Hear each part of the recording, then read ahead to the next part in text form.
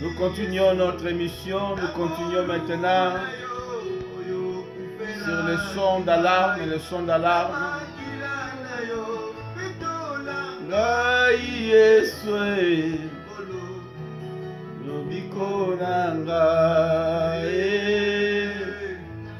sons d'alarme. Les sons d'alarme. Nous obéissons à l'alarme pambate. Balobi tango milinga ezoleka na ndako. Eza des sons ya alarme esengeli kobeta mpo bato balamuka. Ndeko tolobi ete komite ya kobeta les sons d'alarme tango yonso mpona kobala mwana nzambe tokomi à la proximité. Nous sommes à la proximité de l'enlèvement. Tozali mpembeni ya longola nzambe kolongola ecclesia na ye na se la mabele. Yango tolingi tozala to partager ensemble ce moment encore. Yes, oh Lord Jesus Christ, King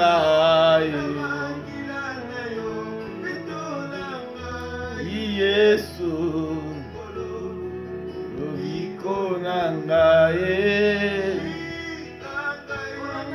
oh Yesu fela kingaye. Voilà, nous voulons commencer notre émission de son d'alarme. Là où nous allons chanter, partager la parole de Dieu. Nous vous invitons de participer pour écouter les ainsi dit l'Éternel. Dès que nous sommes dans le mois de mai, nous demandons aux chrétiens, aux fiancés de Jésus, ma Vierge ya Yesu Christo, baleka ko telema na losambo, baleka ko telema balongwa na distraction. Tuzobenga libota na Nzambe ndenge Noé atombolaki mongongo koloba ete bato etongami mbula kobeta. Il y a d'autres qui disaient oh balobaka toujours ndenge wana bayembaka mpe kaka bongo Yesu azoya. Mais ndeko ba oyo bayembi Yesu azoya baza na révélation. Ba oyo bazoyemba mpe bazobeta mingongo koloba ete Jésus revient bientôt. Nous demandons aux enfants de Dieu de se réveiller. Dieu vous bénisse là où vous êtes. Nous allons commencer notre émission, le son d'alarme. Merci pour celui qui va être connecté. Dieu est bon, Dieu est merveilleux. Alléluia. Un coup faillé.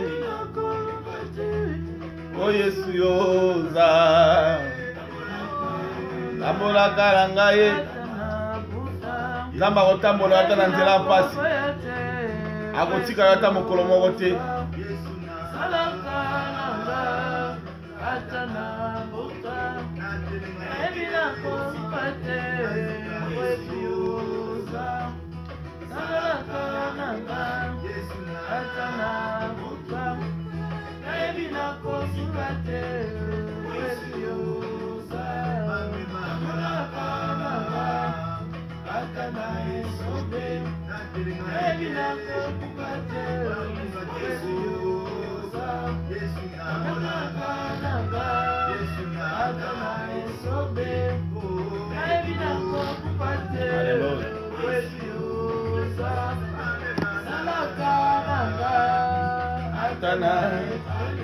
Alléluia.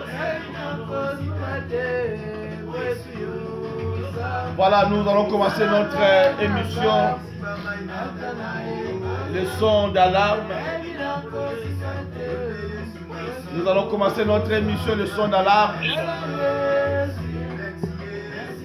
Voilà, nous soyons connectés, soyez connectés. Soyez connectés, soyez connectés. Soyez connectés, soyez connectés, soyez connectés. Notre Dieu est merveilleux, notre Dieu est merveilleux. Alléluia.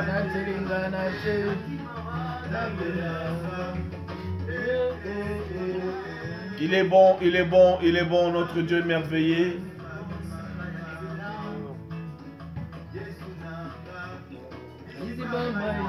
Notre Dieu est merveilleux.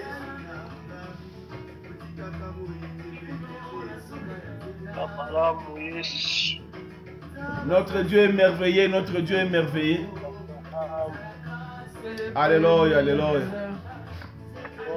Voilà, nous allons demander à l'homme de Dieu, Papa Blanche, là où il va commencer la prière, afin que nous puissions entrer encore dans notre deuxième partie des leçons d'alarme.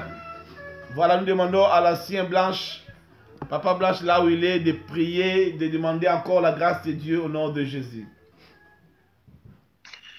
Mokonzi na milimo topusani susu liboso na yo papa na lola koloba ete yo oza malamu iloba na yo lobi ete moko te ayaka epai na yo soki yo obengi ete nzambe kolo topusani liboso na yo nkolo na makasi na biso te na après-midi na lelo obele na ngolu na yo nkolo oyebaki mokolo ya lelo yango ete nzambe merci oyo osali biso kobanda ntongo kino ngonga oyo mingi bali na bipai bosusu ezali kopesa yo lokumu te nzambe yo permettre biso topusa na liboso na yo tozali reconnaissant ya koloba merci opesi biso mpema ya ofele tofuteli mbongo te opesi biso peu du cœur liberté oyo bakangami toleki bango na eloko te mpe oyo bali na bameto na opito nzambe biso toleki bango na eloko te ezali kaka bolingo na yo nzambe tozalaka na eloko mosusu ya kopesa yo te nkolo kaka merci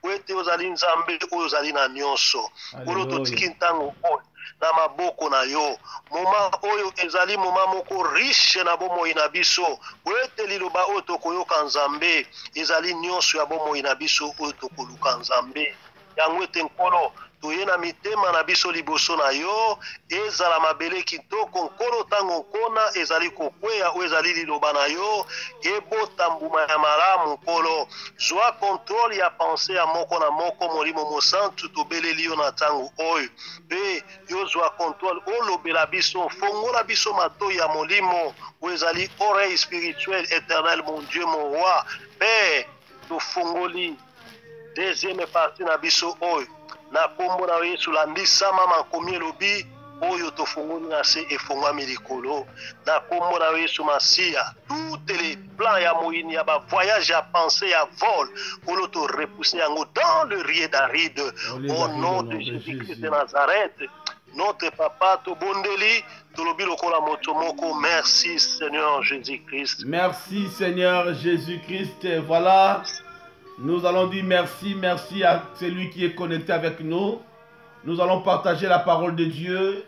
Je disais que quand Ozoloba son d'alarme, et ça signifie biso que ezali moment oyo wapi mwana na nzambe nyonso esengeli anganga pona kolamusa ndeko aza pembeni pona kobongisa mafuta na biso parce que mobali ya libala azopusana. Tolobaki bien que bilembo yonso yesu alobaki na biso na Matthieu 24 bilembo wana eza kokokisama bilembo wana si emonisami bilembo wana si avancé déjà na âge na yango ya suka parce que esengelaki Israël azwa Jérusalem na maboko mpona koconstruire oyo bongo ezalaki tempelo oyo ezalaki kobadi koreconstruire le temple de Jérusalem afin que babongisa toute la façon ya kopesa lisu mbeka epai na nzambe ezolakisa ke ntango makambo wana ezosalema ezali ntango ya suka. Daniel alobaki ete na mokanda Daniel 9:27 atanisaki ke na dernier temps alliance ekosalama oyo kozala alliance ya 7 ans qui signifie une semaine de Daniel oyo ezopermettre biso de comprendre ke na fin ya temps ekozala na alliance moko kozala confirmer. Cette alliance-là, on appelle l'alliance de l'Antichrist. Tu vois que l'esprit d'Antichrist agissait déjà, il agissait déjà aux enfants de Dieu, les nations sur la terre. Il agissait parmi les enfants de Dieu, disant, et aux serviteurs, soi-disant, de Dieu, des faux prophètes. Et c'est que Jean nous a parlé dans le livre de 1 Jean, 2, 18, 19 et puis 22, 23, Jean nous a parlé ceci. Petit enfant, c'est le dernier ère. Et comme vous avez appris que Antichrist vient, il y a maintenant plusieurs antichrists. Par là, nous connaissons que c'est la dernière ère. Et si nous descendons à 22, il dit qui est menteur? Sinon, c'est lui qui nie que Jésus-Christ est le Christ. Celui-là est l'antichrist qui nie le Père et le Fils. Donc, quelque part, Jean nous parlait déjà, il y a l'esprit d'antichrist. Avant qu'il nous parle de l'Apocalypse, il a dit il y a déjà l'esprit d'antichrist qui agissait déjà sur la terre et qui réanimait les faux prophètes. Na ba hérésie, na ba apostasie, qu'on ramenait libota nzambe libanda ya foi ya Yesu Christo. Tozo beta alarme oyo parce que to komi na temps, to komi pembeni ya ligne rouge. Oyo tozo mona ke bilembo moko te etikali, oyo lakisa biso ke toza nanu. Tomoni bilembo yonso a Matthieu 24 kokisamaki déjà. Tomoni pe lisusu ke moko na oyo ezalaki dernière ligne rouge. Et ils ont déjà proclamé balobi que le 14 mai et qu'on a une proclamation, il y a confirmation d'une alliance ou une pacte. Alors, quand on confirme quelque chose, c'est qu'il y a déjà la réconciliation, comment je peux dire, l'accord entre les représentants. Parce que l'Isanga Yasuka et qu'on a comment bakotambu samokili. Lokola mukili moko, lokola monde moko, économie moko, politiquement moko, et puis religion moko na mokili. Alors, et là, on a tant de salema, et qu'on sait dans l'église de l'homme na mabele parce que Nzambe oya linga kibiso, atinda ki mwana na ye, parce que moi si na ye liboso, on va bengi Israël a comme qui infidèle, azala qui rejeté, et Dieu a permis que Yesu aya kozwa biso ba oto bengi ba fiancé na ye, ba vierge na ye. O Thomas lobi na biso que je vous ai fiancé comme de vierge, comme de fiancé à un époux qui est Christ comme de vierge pire. Donc quelque part biso ba oto yambi Yesu mo kontupe mo biksi toza ba vierge pire liboso na ye. C'est là ba vierge oyo baza sanctifié. Ba vierge o bazana elembo na molimo santu kati na bango. Alors, je voulais dire que ba wana ba kolongo na mabele avant tomona o ba bengi colère de Dieu. Voilà c'est pourquoi na kei na mukanda ya Apocalypse kaka Jean oyo atel sibiso que il y a déjà l'esprit d'antichrist, c'est lui aussi na livre de Patmos azwa ki révélation ya Apocalypse. Alors, qu'est-ce que l'Apocalypse nous dit? L'Apocalypse a 3 parties. La première partie, je peux dire ça dans le livre de Apocalypse 1, 19. La Bible dit ceci. 1, 19, la Bible dit ceci. On dit à Jean, écris donc ce que tu as vu. Ça c'est la première chose. L'esprit, l'ange de Dieu parle à Jean. Dans le livre de Patmos, Azo révélé Makambo et Sengele Komalobi. Écris ce que tu as vu. Donc, comment Makambo Oyo Moni, ce que tu as vu et ce qui est, ou bien ce qui sont. Abi, comment Makambo Oyo Moni, puis comment Makambo Oyo Ezali. Et troisième partie, il a dit, et ce qui doit arriver ensuite du temps. Donc, dans la fin du temps. Après, c'est le cas, la 3 parties, à l'objet Jean, comment Makambo Moni. Et deuxièmement, comment Makambo ezali. Et troisièmement, comment Makambo ekoya. Topesi son d'alarme pas na motonyos. Kobana na chapitre 1 et Apocalypse na chapitre 3. Ils ont parlé biso Makambo Jean Amoni, pe Makambo o ezali. Cela veut dire le commencement de l'église jusqu'à l'enlèvement de l'église. Et Jean a comment qui peut ange ici comment makambo ekoya. Alors surtout comme na mokanda ya Apocalypse 3 to kititi otanga église les dernières églises, autre Rogotanga Abalobi, je vais dire la 7e église, c'est l'église de la Laodicée, l'église dont son état final d'apostasie. Balobi bien awa soko tangi na Apocalypse chapitre 3 na 14 balo décrit biso l'église oyo ezali ya Laodicée, l'église de la fin de son état final d'apostasie. Donc église oyo eza na état final d'apostasie. Na osenga yo tango na ndaku o comprendre l'église ya suka ya état ya apostasie, l'église de Laodicée. Et ceux qui t'ont commis wana, t'ont commis dans 4, dans le chapitre 4, et ils ont maintenant rupture entre l'église et la colère de Dieu. Et cette rupture, ils ont dit bon, événement, moi, dans là, l'enlèvement. Dans l'enlèvement, ils ont dit bateau, oh, bah, vierge ya Yesu, bah, oh, bah, Yesu, le corps, mon consomix, bah, oh, nyon surtout, bah, zalina. Babengi elembo na molimo santu e ba kombo na bango eza okoma na buku abomoyi ba wana ba koleka kokota na kati na enlèvement wana ekosalema balobi dans un clin d'œil. Donc ça veut dire que vous avez moins qu'une seconde. C'est que ba o ba kufaki ba sekui ba laki nzoto asika ba nzoto asika pe ba o ba tikalaki pe mamo ba zo nzoto asika ba zo mata kokuta na mobali ya libala. Alors, dans mon canal, il y a Apocalypse 4, Totangi na 1.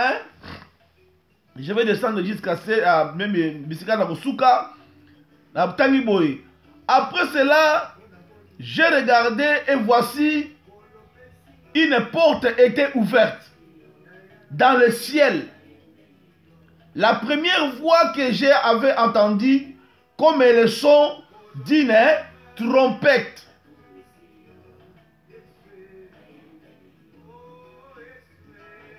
Première voix Jean Yokaki tango porte fungwami na likolo ayokaki son ya trompette. C'est l'image du trompette qui va sonner afin que l'église elongwa la mabele. Et écoutez ce qu'il continue à dire. Et qui me disait, qui me parlait, dit, monte ici et je te ferai voir ce qui doit arriver dans la suite. Bayebisi makambo webse qui est na mokane Apocalypse 1:19. Oyo moni na oyo ezali koma yango. Pe oyo koya na suite. Alors oyo koya na suite maintenant baye ko bandise yango wapi na chapitre 4 verset 2. Balobi ceci. Kobana na 1-2. Balobi ba matise na likolo et balobi na ye viens, je vais te faire voir ce qui doivent arriver dans la suite. Donc, makambo ekoya après. Donc, après le son de la trompette. Après l'enlèvement. Et ça, makambo ekoya na mokili. Oyo ko battre. Na lobaki bien ndeko. Et vous en avez colère mibale. Colère ya jugement ya nzambe na mabele. Et puis colère ya Satan pour dominer la terre. Donc, Satan a dominé la terre. Nzamba zo beta na Satan na bato mabele. Alors et vous avez la facilité ya muto abunda bitumba ya mibale. O leka jugement ya nzambe et puis o leka o babengi le domination l'autorité ya Satan a établi sur le monde entier. C'est pourquoi Jean baneko komakamboyo pour prévenir que nous devions se préparer à ne pas rester pour la deuxième phase. Nous devions nous racheter, et plutôt nous devions nous se préparer pour être enlevés dans la première phase. Et lorsque Jean a eu qui trompette à lui, tant le collet fungwami, c'est le son de la trompette que moi j'ai entendu. Et puis il y a mata, il y a kokota, autant la makambo et ya par la suite. Nazolo bala mutu moko soki lelo na motema na yo Yesu aza nzambe soki lelo na motema na yo Yesu aza mokonzi kolela te parce que na moment oyo nzambe akobeta jugement na mabele yo nanga tokozala te tokozala likolo ya kobata bana mapata nde na lobaki na mokanda ya Jean 14 1 à 3. Dieu nous dit, Jésus dit que na ke kobomsela bino esika esika wapi bokoya bokofana na ngai pamba te soki ezalaki esika ezalaki te na ngai nayebisa bino. Mais comme l'esika ezali epai na papa nakei, mais je reviendrai. Il a confirmé qu'il va revenir pour nous prendre et nous amener là où il va nous préparer une place. C'est pourquoi osant la place na yo yom do le la tribulation ya kondima kombo ya Yesu, yom do inana la famille, yom do inana la bato, yom do le na bitumba, yom to zo bunda ko garder la parole de la persévérance. Oyo koma mina mokanda ya Apocalypse 3:10 o babi ke garder wana ezana mokanda ya Apocalypse 3:10 na église avant l'église finale. La Bible dit parce que tu as gardé la parole de la persévérance, persévérance à moi, je te garderai aussi à l'ère de tentation qui va venir sur le monde entier pour éprouver les habitants de la terre. Donc, au combat de lama, Zamba lobi boye, ba onyon so bazo le kananzela ya koyamba Yesu, bazaba na Yesu, bazaba vierge ya Jésus-Christ. Quand je parle de vierge, et dans la vierge il y a un autre côté parce que Yesu batuno so bayambi Yesu Christ bokonobiksi ba komi ba membre ya corps ya Yesu ba komi ba fiancé ya Yesu ndenge Thomas lobi na mokana ya 1 Corinthiens 11:2 abi je vous ai fiancé à un seul époux qui est Christ comme les vierges pire. Donc muto aza vierge aza moto ayambi Yesu pe mokonobiksi et alobi boye cela veut dire muto azo garder maloba na Nzambe tangu Nzamba bana kobeta mokili. Dans mon jugement kokita, ba église kolongwa, yango to beta son d'alarme. Église kolongwa la mabele. Première phase, ezali phase moko ya tribulation individuelle. Oyo mutu fallait à sauter, anima persévérance. Et deuxième phase ekozala la phase moko o balobi ekozala et tribulation et grande tribulation mondiale. Cela veut dire quoi?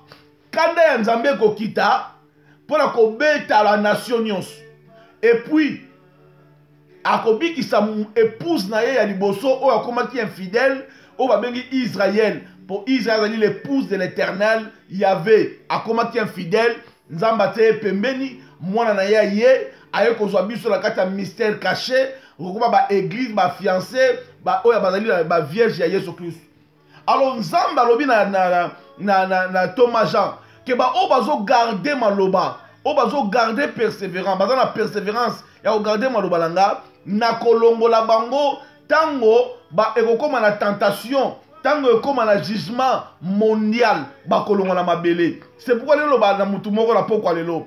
L'enlèvement eza oui et amen. Enlèvement ezali, l'enlèvement ezali. Donc il faut tous se préparer. Le col là bas si oh ba se préparer qui ba bengi ba femme sage. Na Matthieu 25 parce que na quatre églises tu as la catégorie il y a ba femme folle pe ba femme sage ba oba yambi Yesu ba oba tie likia na Nzambe ba lukaka pardon na Nzambe ba za komi kitala na mama ya boye ba zo luka lo sambo ba longwe na distraction ba za focaliser na Nzambe ba tiki bomo na bango na Nzambe bango ba bengi ba femme sage ba zo tondisa ba huile na bango na kati na mwinda. Ça veut dire que molimo santo azo pelisa bango makasi o ezali makambu ya kati. Et deuxièmement balobi il y a de ceux qui sont charnels et au bazali pe spirituels. Na quatre églises il y a ceux qui sont charnels et ceux qui sont spirituels. Na quatre églises tu as un système où tu as na deux camps sous toloba entre le blé et l'ivraie. Donc quelque part il y a deux catégories de gens. Mais nous sommes de la part il y a koloba et tu as liba sage dans moment où parce que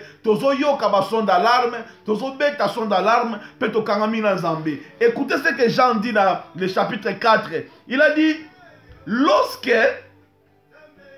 ayoki mongongo ya son, il y a trompette, ba si est monté awa. Porte likole fungwami. Cela veut dire ezali elembo ya enlèvement. L'église est kozala enlevée avant to kota na chapitre 6 yaba o ba bengi yaba jugement ya Nzambe kobeta la mabele. Avant alliance oyo ba bengi alliance ya 7 ans ezwa début nango. C'est que ezwa ampleur parce que tant alliance kozala confirmé signé, l'église kozala mabele te et l'église kozala enlevée dans les heures. C'est pourquoi nous disons à quelqu'un nous disons à quelqu'un, c'est le moment. C'est le moment que chacun de nous doivent être préparés.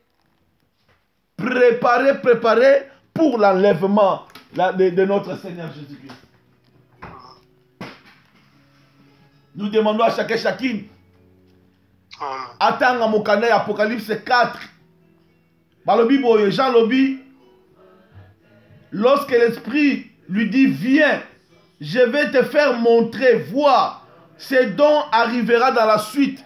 Donc, azo complété Apocalypse 1.19. Dans l'Apocalypse 1.19, balobi Jean omoni makambo oyo, koma yango. Makambo ezali, koma yango. Pe makambo ekoya, okoma yango. Mais comment comme makambo ekoya sans ba révéler yango? C'est pourquoi ba mema qui est na relèvement. Ba pesi exemple ya enlèvement. Ba fond amoni likolo za ya kofungwa na chapitre 4 ya Apocalypse, likolo fungwa mi lokola porte, ayoki son de trompette. Or que so otenge na mokanda ya je crois ya Thessaloniciens 4. Balobi na biso 15 à 18, balobi au son de la trompette. Ba oyo nyonso bakufa kati na Yesu bakosekwa. Et ba oyo batikalaki bakolata nzoto. Donc quelque part eza na son ya trompette kosalema. C'est pourquoi Jean a confirmé yango sous awa. Alobi après cela j'ai regardé et voici une porte était ouverte dans le ciel.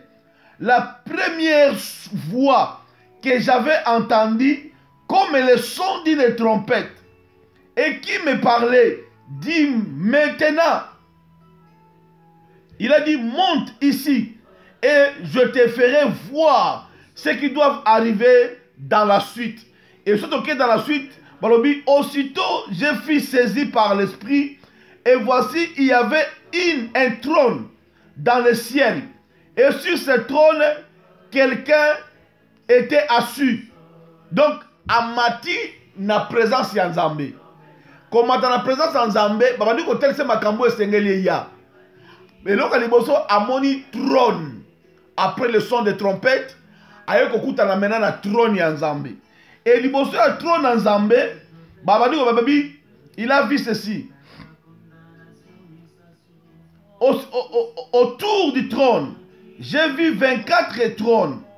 Et sur ces trônes, 24 vieillards assis, revêtus de vêtements blancs. Et sur leurs têtes, des couronnes d'or. Ndeko. Et là, les termes anciens, ezali lokola bampaka ya église. Donc, na moment wana tozoloba ezali moment ya rétablissement ya église na likolo avant première saut ya chapitre 6 Apocalypse fungwama avant Yesu parce que c'est lui au balobi azadine akozadine comment il nous a racheté accomplir mission ya mystère ya Nzambe alongoli église na mabele toye na présence ya Nzambe. Alors tobeni maintenant comment na makambo esengeli efungwama o babengi le premier saut ya colère ya Nzambe na chapitre 6 de Apocalypse. Mais qu'est-ce qui se passe? Balobi les 24 vieillards na ba trône. Mais quand nous voyons les anciens, est-ce qu'il n'y a pas des anciens des anges? Il n'y a que des anciens dans l'église. C'est que bato bakozala présent na Nicolo ezali église ya Nzambe. Amen. L'église de Dieu. Oh, bazali qu'on représente comme ancien na Nicolo.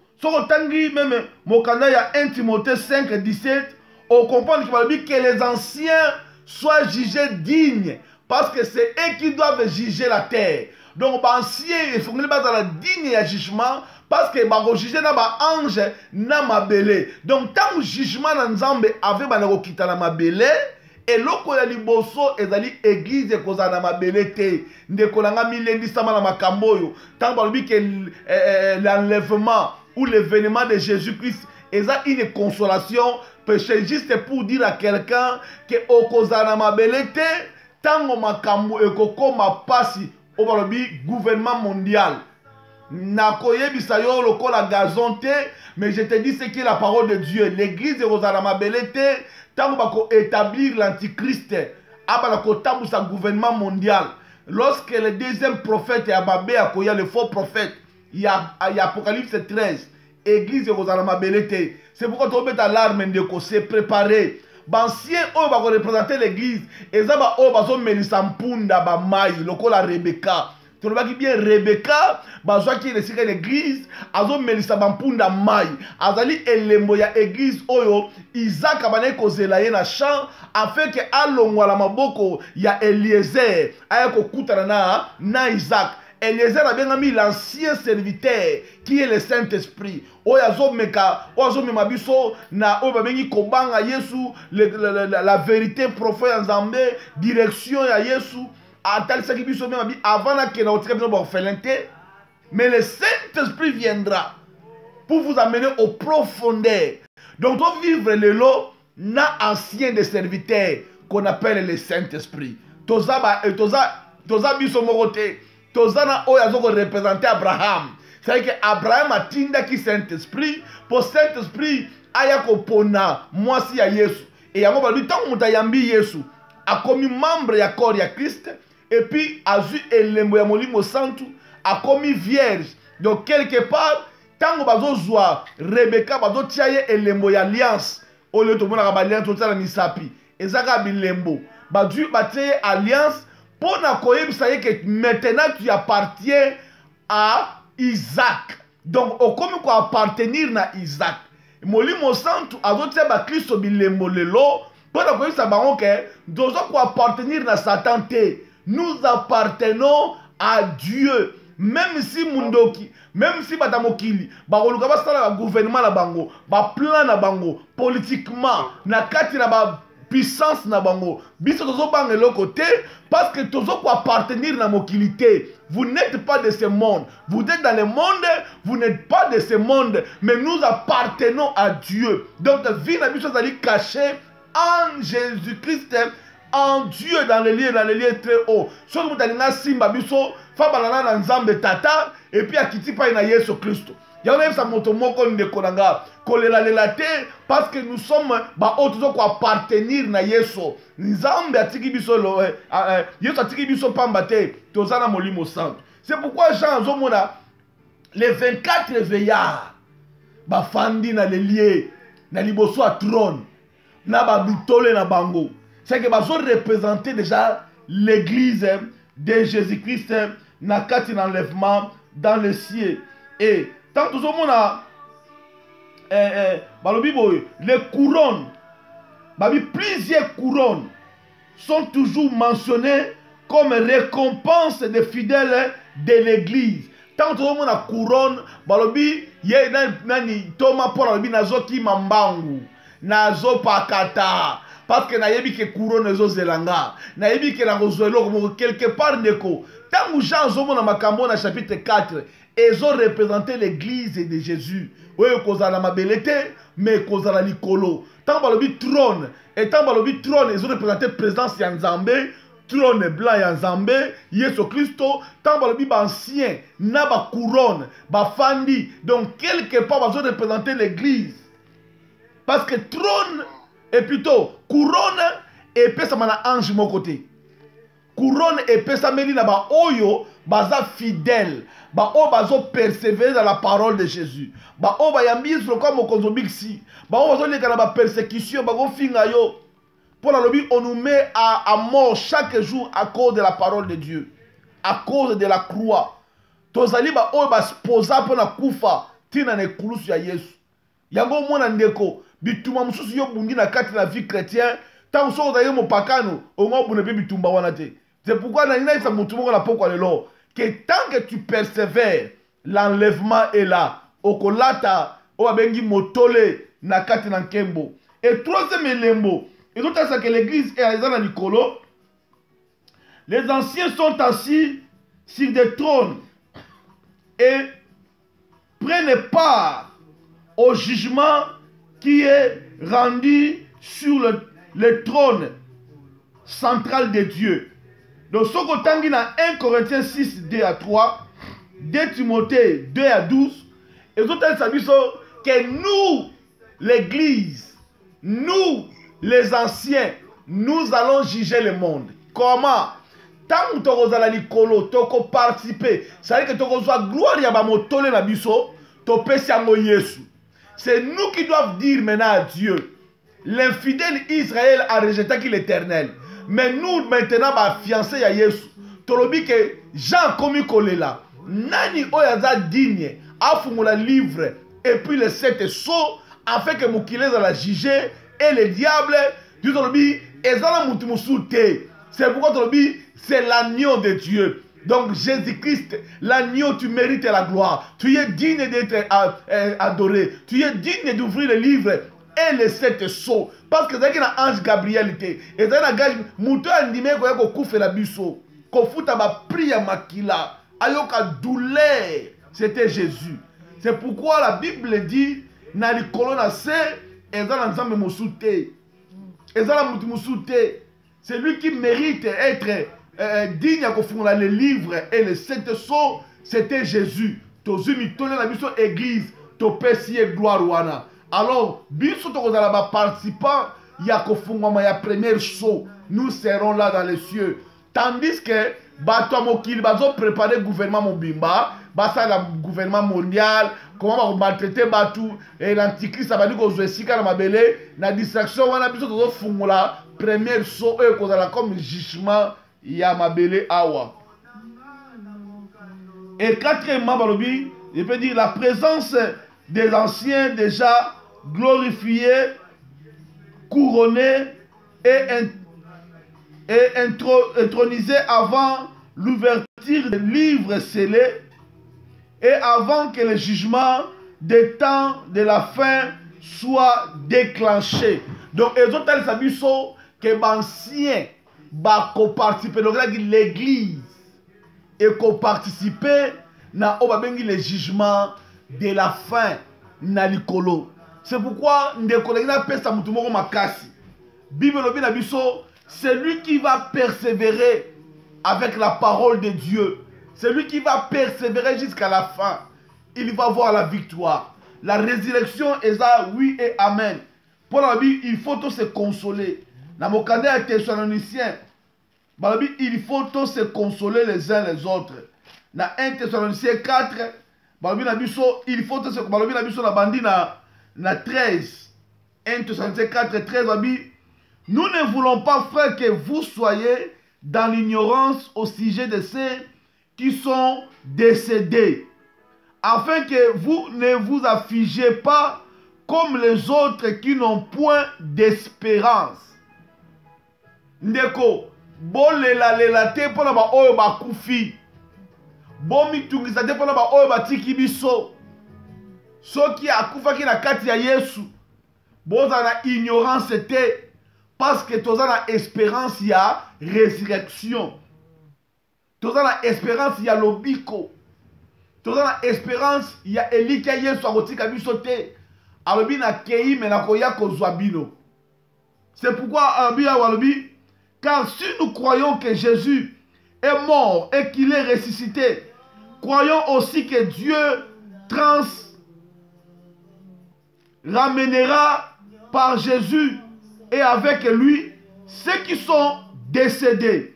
Voici en effet ce que nous vous déclarons d'après la parole du Seigneur Jésus.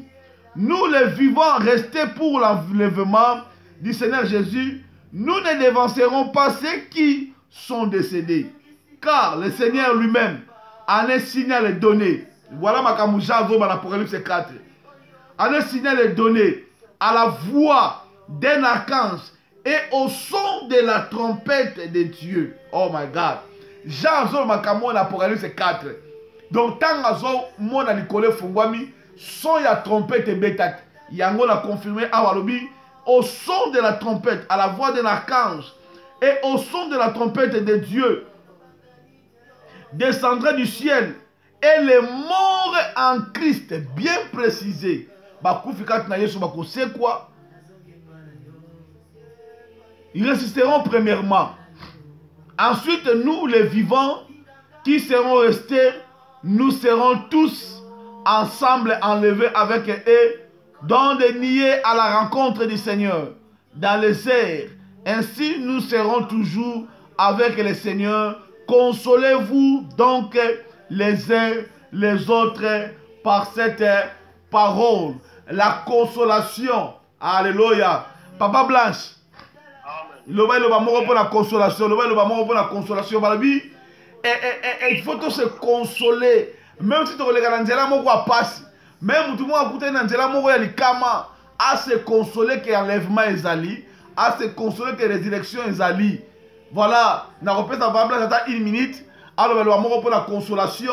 Il y a mon toit Zolanda Biso. Na Katinesika. Voilà Papa Blanche. L'ancien Blanche a vous la parole. Topa moli Nzambe pona liloba o lisusu Nzambe yende azali le vrai consolateur quel que soit problème oyo ndeko moko zali quelque part ozolanda biso quel que soit problème oyo eza kotungisa bomoi na yo le seul consolateur ezali kaka Nkolo Yesu Masiya oyo azali mokonzi ya bomoi na biso totalela kaka ye eloko moko te elekela yo na se na moi oyo nyonso tozomona na se na moi oyo na ntango oyo eloko moko ya sika ezali te Bible elobeli biso nyonso lolenge tolandi oyo ezali mumbu na ye Ejide alobeli biso na poko ya elo landisama na makomi bien-aimé dans le Seigneur eloko ya sika ezali te bavale oyo twali koleka nango badisiple bakutana na yango baproblème nyonso twali komona na se na moi oyo bien-aimé elekela yo te zala likolo ya baproblème oyo te bien-aimé soki problème moko elekeli yo bien-aimé ekolia yo luka ete bien-aimé yo oleka baproblème soki problème elekeli yo bien-aimé ekomi makambo mosusu na bomoi na yo le seul consolateur c'est Jésus-Christ de Nazareth dalela ye okozala desi mokolo moko te bien-aimé likambo moko te ezali éternel na bomoi na biso moto azali kaka éternel ezali Jésus-Christ de Nazareth yango yo oyo olandi ngai quelque part likambo na yo wana bien-aimé consolation nango ezali kaka Yesu Masiya eza na suka. Gloire à Jésus. Merci beaucoup ancien Nzambe apambola yo alobi eloko moko elekate emela yo te parce que Bible lobi na biso même les disciples balekaki na tribulation na ina bakseloko moko sika oyo ndeko toza na tribulation individuelle sikoyo c'est que mutu nyonso oyo abengami fiancé ya Yesu moto nyonso oyo abengami vierge ya Yesu azoleka tribulation personnelle mais sikoyo avant tokota na tribulation mondiale otozoyoka alliance mondiale gouvernement mondial politico mondial religion mondiale avant tokota na makambo oyo babengi mondial et que l'antichrist atelema ndenge mokanda ya 1 Jean elobi na biso mokanda 1 Jean 2 18 à 19 22 à 23 elobi que l'antichrist est déjà sur la terre l'antichrist l'esprit d'antichrist agit déjà et biso ba otoye ba yendenge nini bato nyonso bazokonie kombo ya Yesu babengami antichrist et Bible lobi na mokanda Daniel 9:27 et que akosala alliance moko ya kimia na mokili kobana na Israël na ba pays arabe na ba pays nyonso bazaka ko ba bouddhisme na ba nyonso babengami lokola ba chrétien bakosala alliance. Et cette alliance va la maison fraternelle d'Abrahamique. Donc ils vont maintenant nier la croix de Jésus pour avoir levé un père commun qu'on appelle Abraham. Donc c'est pourquoi nous avons moto moko. Tant qu'on va tomber là yango, tout ça que c'est ça maintenant le groupe d'antichrist. Et c'est lui qui sera à la tête. Le pacificateur na mokili. Mais biso ba otwali bana ya Isaacar, le fils qui connaît les signes des temps. Bato ba na discerner ya temps. Bato ba comprendre les choses qui doivent se arriver. Bana ya Isaacar, o bazo beta le son de trompette et le lot. Bazo yeba que ce n'est pas le pacificateur de la paix parce que na mokanda 1 Thessaloniciens 5:3.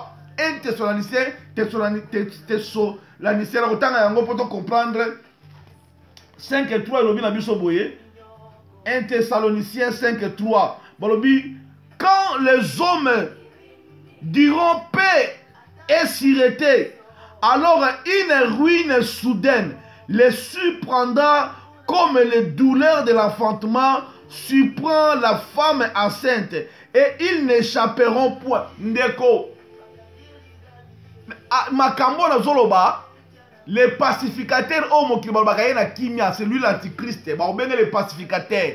Mais biso bana Isaka, bao baza na fils, baza na révélation, ya basine du temps. Bazo comprendre les écritures avec la révélation. Bah que ce n'est pas les pacificateurs à Luka Kimia, parce que les Américains ba Luka Kimia wana ya koyo bato Israël ba juif, ba yo kana ba rab na ba et ça la makate ba yo kana kate. Mais écoute-moi bien, le fils de Zakar, ba confirma qui déjà Israël, Jérusalem comme ville d'Israël, comme les villes représentées, reconnues. Cela veut dire Israël a joué Jérusalem dans Maboko pour reconstruire encore le temple. Alors, à ce reconstruire le temple, on a pour Yesu Christ Nicolas Fandate, mais pour l'antichrist Fanda, parce que Yesu et ça le voilà qui sont le bâtiment à Salomon, et ça le voilà qui sont le bâtiment autre biba église locale, a comme ça biso ba église na Yemoko, autre béni qui est le corps du Christ, mais bango ba liba zongisa maintenant église na kati ya tempelo ba liba zongisa adoration, c'est que ba no sala makambu ya ba kotuma ba mpate ya koluka bolimisa na masumu ya kosala na kati ya tempelo wana pas fait que l'antichrist ya kofanda. Alors makambu wana nyonstu bakobenga l'antichrist comme les pacificateurs, mais biso toyeba que ça c'est l'antichrist. Alors tant alliance ils ont la confirmer le pacte, ils ont la signer. Église kolongwana mabele. Alors tokolongwana o babengi première tribulation.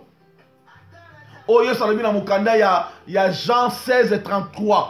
Vous passerez des tribulations, mais prenez courage, moi j'ai vaincu la terre. Ou on est dans la première tribulation. Et deuxième tribulation, et la tribulation oyo kobanda na premier jour ya confirmation ya alliance et puis signement ya alliance. Wana mena tozake église kolongwa na mabele parce que jugement na nzambe lingo balokita. C'est que premièrement ekozala les sept sceaux oyo Yesu akofungwama. Oh Jean zolela na mukanda Apocalypse 5. Avec qui est dit d'ouvrir le livre et les sept sceaux. Alors celui qui va ouvrir les sept sceaux, nous l'église, nous allons dire que c'est Jésus. Parce que ni les anges, ni qui que ce soit, andime ko yako kitela mabela tanzo to akufela biso. Loko la biso debi ke Yesu mtakufa ki pona biso. Yesu maintenant a torotombo la torozo bi koti na biso. Ça veut dire ba trône ba motole na biso ko pesa ko ba tu mérites la gloire, tu es digne d'être adoré. Alors biso to kolongo na mabela na ko ba bengi première tribulation. Et deuxième tribulation est la grande tribulation et vous en a une période de une semaine. Ça veut dire 7 ans de Daniel. Le Kabbalah qui a divisé par 2, 3 ans et demi, 3 ans et demi. 3 ans et demi, et vous avez la tribulation, et vous avez l'antichrist, et les 3 ans et demi, et vous avez la bonne paix, moko ya ba faux prophète, à côté de ma, ba un antichrist pour juste détruire le monde. Et dans le but que deuxième phase Yakobika, bien que tout le monde a racheté Baroya, bien que tout le monde a des 1444 000 personnes, Apocalypse Bakoya. Bien que tout le monde a une nation, peuple Obaroya, na kati na présence de Yesu pour la cocotte na millénium. Mais et cause à la facilité, et cause à la impris par la force pour Moutabika. C'est pourquoi nous demandons à l'église de Dieu, c'est le moment où il y a qui s'est Zambé, il y a Kolobaete Zambé, Tambu Sangai, Toko leka na tribulation sous souté, tribulation autozo le Kazali Souka, persévérer jusqu'à la fin et tu seras sauvé. C'est pourquoi nous avons encouragé Motomoko, Oya Jena qui peut la Mokola Liboso. Nous allons faire aussi notre deuxième chaîne Kobanda Lobby. Kobanda toujours 6h à 18h. Et là où vous êtes, vous avez à 10h, vous avez prié na yo. Et vous avez à 12h de Koutani.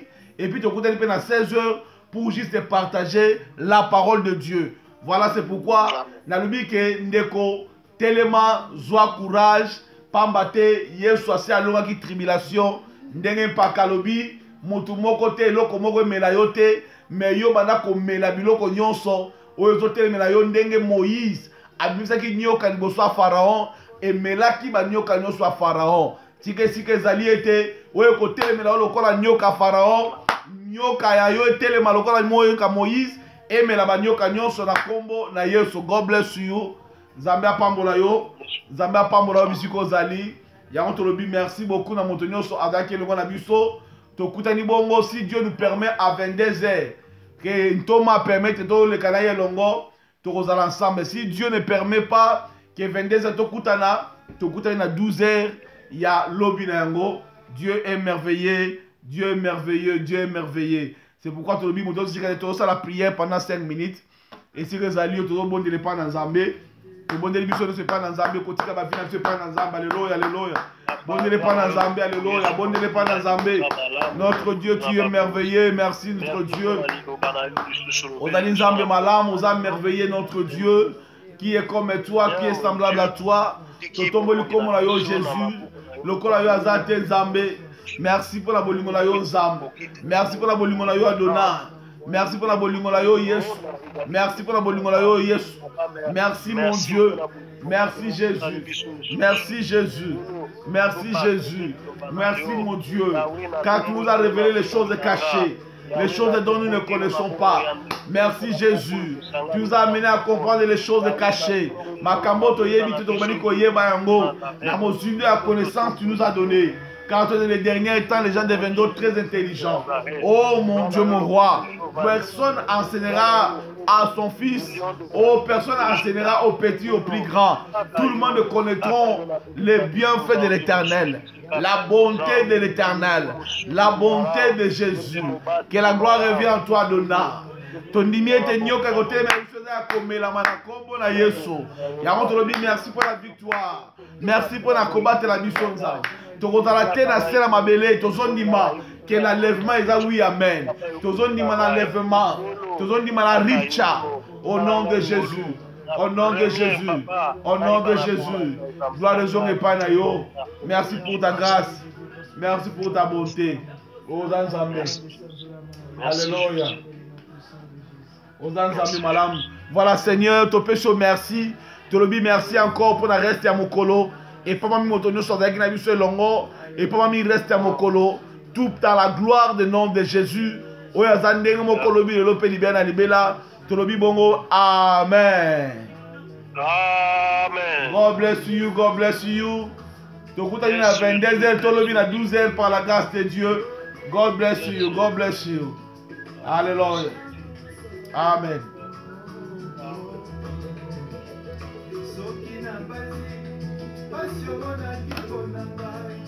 Nangologota, mama.